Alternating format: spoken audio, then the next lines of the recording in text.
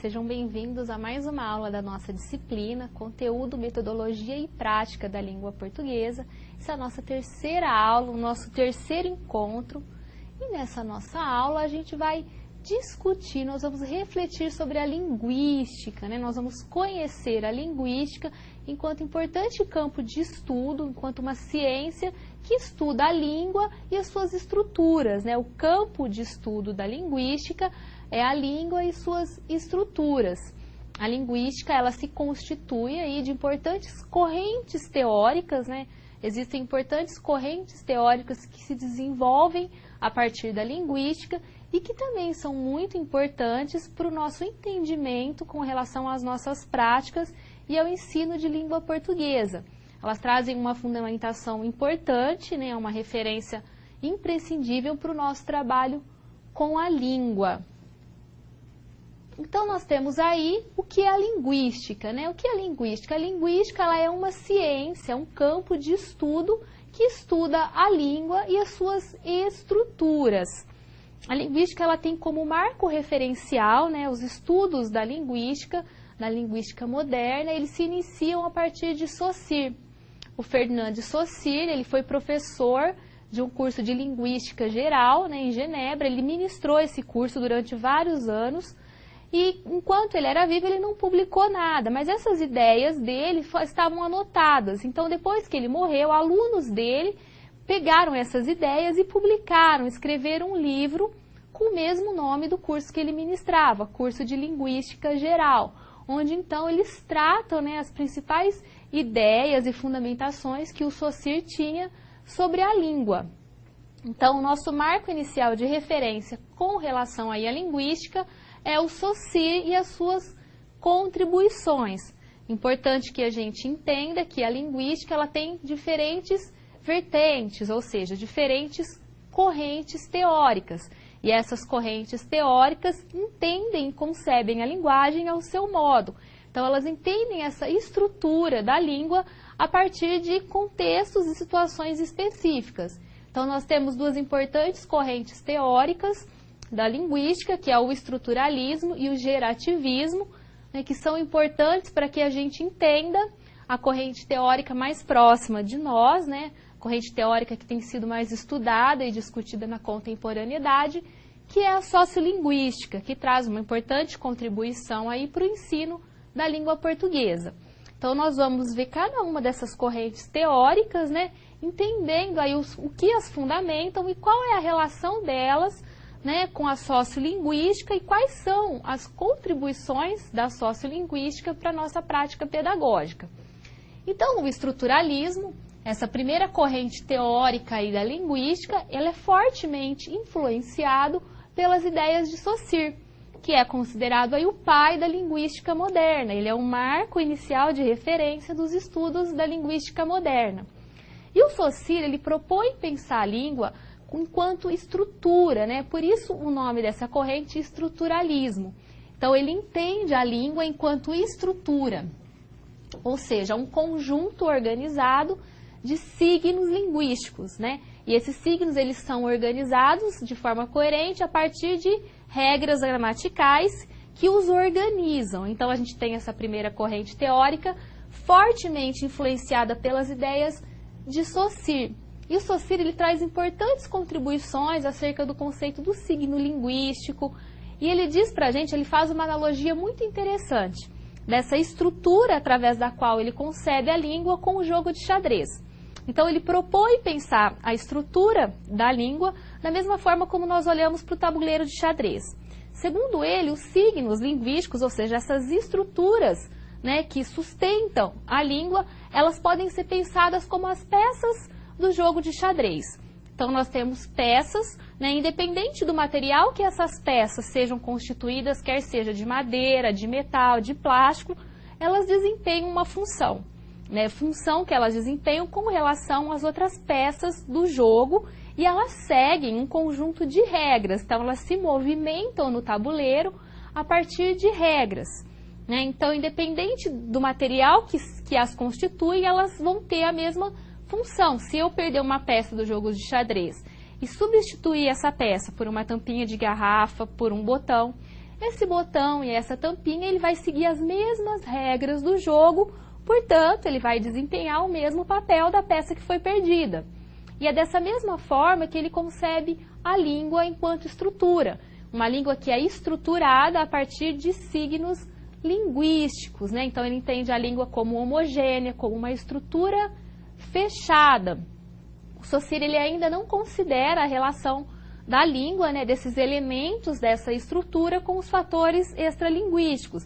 Então, por isso o estruturalismo. A língua, para o Saussure, a língua dentro dessa corrente, ela é compreendida aí como um sistema de signos, um sistema fechado, um sistema estruturado a partir de regras. Então, conhecer essas regras é imprescindível para que eu consiga movimentar essas peças, ou seja, para que eu consiga me comunicar, para que eu consiga organizar e estruturar esses signos de forma que eu consiga me comunicar. Então, ele propõe essa analogia com o jogo de xadrez exatamente para explicar a importância, né, das regras e da organização dessas peças, que são os signos linguísticos, para o nosso processo de comunicação. Então, ele traz para a gente que a língua, ela é um sistema de signos, né? Isso o próprio professor Fiorin disse, que não só a língua, mas todas as linguagens, né, elas se constituem aí de elementos que se organizam para que essa linguagem aconteça. E no caso da língua, nós temos signos linguísticos, né? A língua falada, a língua escrita. E o Saussure traz que esses signos, eles são todos pertencentes aos membros de uma mesma comunidade linguística. Então, eu só consigo me comunicar com você porque nós temos em comum o mesmo conjunto de signos. Nós fazemos uso desse mesmo conjunto. Por isso, a nossa comunicação ela é possível. Então, ele traz que o signo ele tem duas faces. O signo linguístico ele se constitui de duas fases e elas são indissociáveis, ou seja, inseparáveis. Eu não posso pensar em uma sem considerar a outra. Então, o signo tem um significado e um significante. O que ele entende por significante?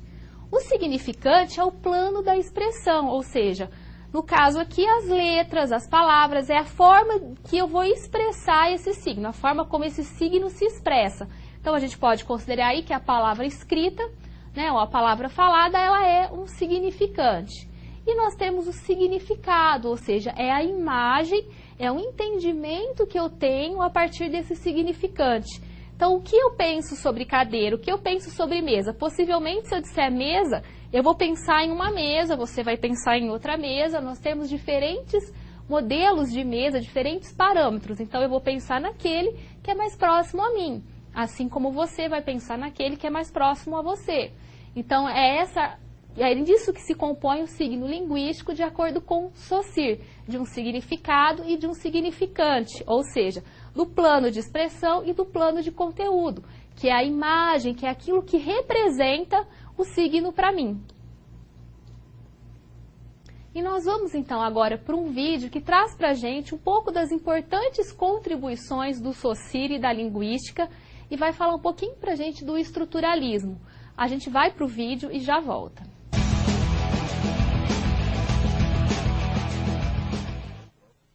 Bastante interessante. O senhor começa aqui falando de Saussure, né, professor? Quer dizer, vamos dizer assim, começa do começo. Vamos começar do começo. A opção por um texto que explicasse Saussure, ela tem um sentido que vai além da perspectiva histórica. A ideia de trazer um texto do Saussure é, primeiramente, mostrar aos alunos o percurso da linguística, né, que vai nascer lá no final do século XIX, e o Saussure é um dos pais da linguística. E por que mostrar o Saussure? Né? Porque o Saussure ele inaugura uma grande vertente da linguística, que é a vertente formal, aquela que concebe a língua como um código. Quer dizer, ele passou a pensar sobre isso, passou a organizar esse pensamento. Ele organizou o pensamento relacionado à ideia de linguagem, e ele vai fazer um exercício fundamental, inclusive para a linguística que veio depois. Então, o Saussure é importante, ele não só porque ele começa a dar corpo àquilo que veio a se chamar linguística, né? Mas também ele inaugura essa grande vertente que depois será explorada, por exemplo, pelo gerativismo, né, do Chomsky, vai ser explorado pelas semióticas todas, né, e os estudos semiológicos, os estudos relativos aos signos. Os códigos. Os códigos, né, a ideia de linguagem ou de linguagens percebidas como códigos. Sim. Né? Por isso é importante a gente começar com um texto acessível sobre Saussure, para a gente entender essa primeira vertente. E aí, o segundo texto, ele faz uma espécie de... ponte para o atual, né? Ou ponte ou contraponto, Sim. né? Porque ele vai mostrar já a segunda grande...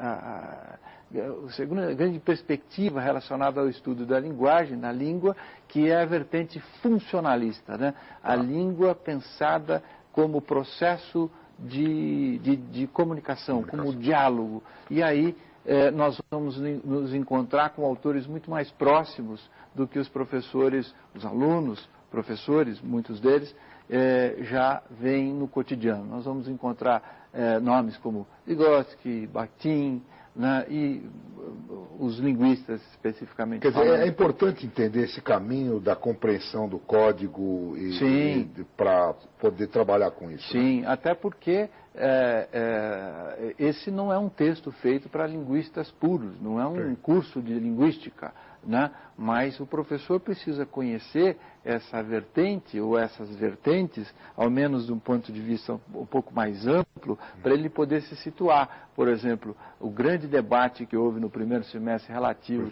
à língua, né? Falar certo, falar errado, né? Ele se deveu a quê? A uma questão de base. Né?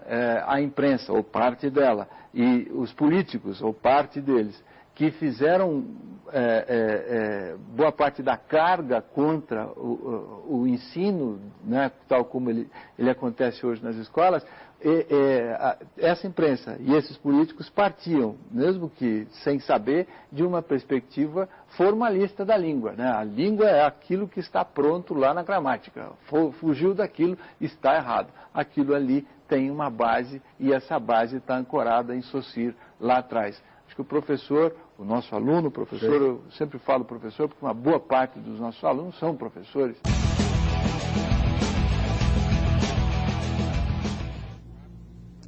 Então, o vídeo, ele reforça o nosso entendimento, né, sobre a importância de conhecermos as diversas concepções de linguagem, para que a gente entenda, né, para que a gente compreenda no que está ancorado, o que norteia as nossas práticas pedagógicas.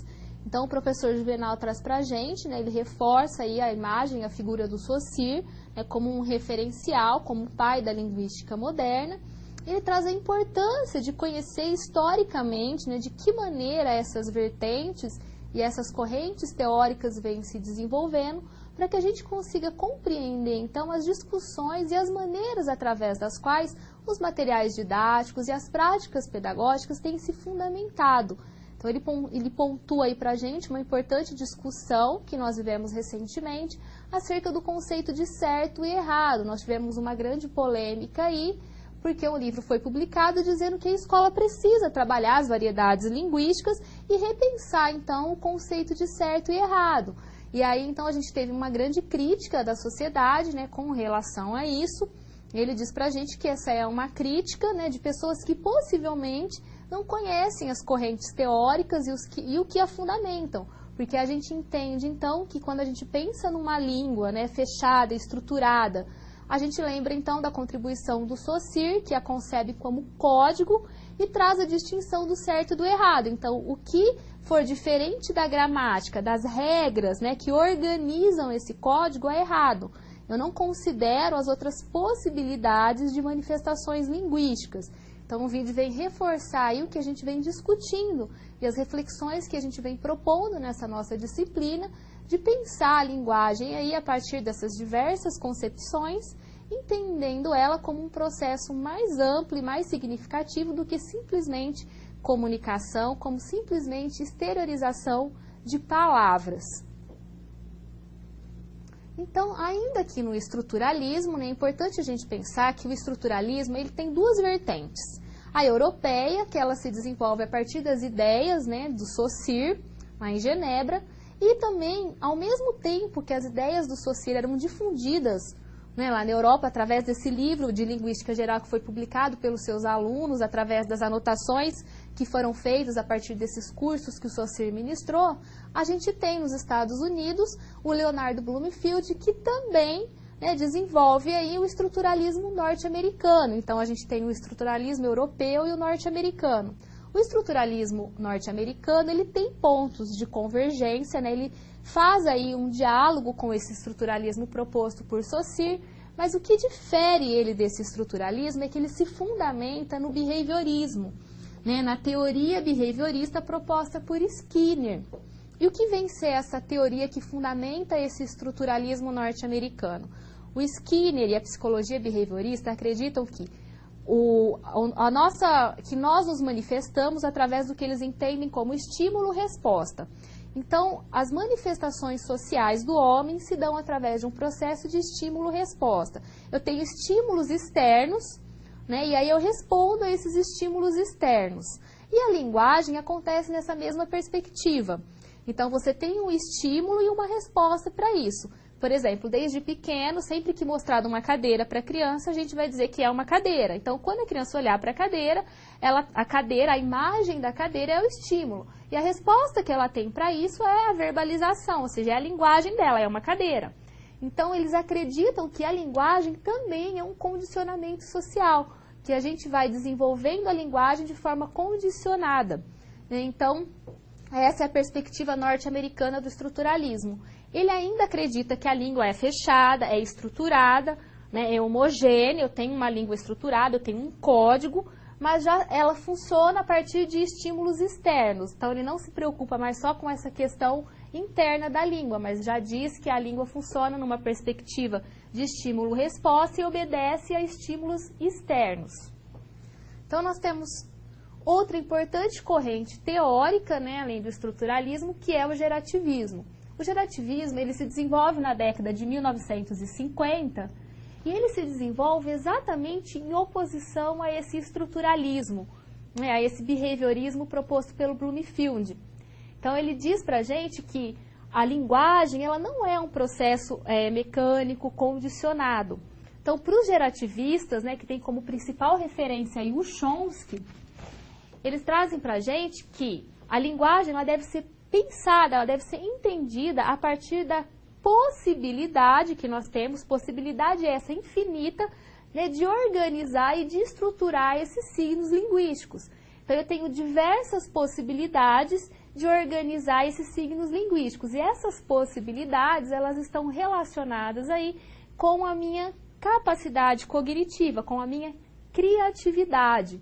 Então, o gerativismo, ele propõe aí que a linguagem, né, ela tem uma perspectiva criativa, ele propõe pensar a criatividade, porque eu posso organizar esse código, eu posso organizar os meus signos linguísticos através da minha criatividade. A gente tem possibilidades diversas e cada um vai organizar a partir da sua criatividade.